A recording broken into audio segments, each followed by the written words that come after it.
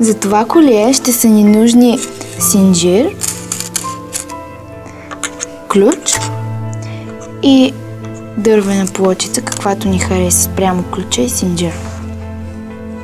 Също и халкичка, за която ще закачим ключа.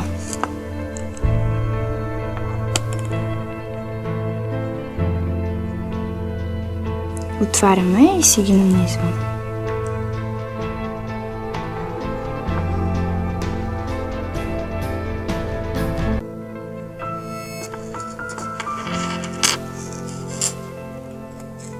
След това ги слагаме на синджирчето.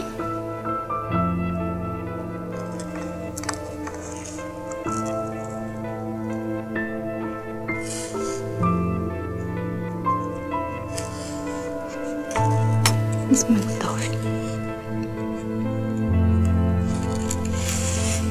Направихме това бижу в подкрепа на Keto Free, кампания на А21 за борба с трафика на хора.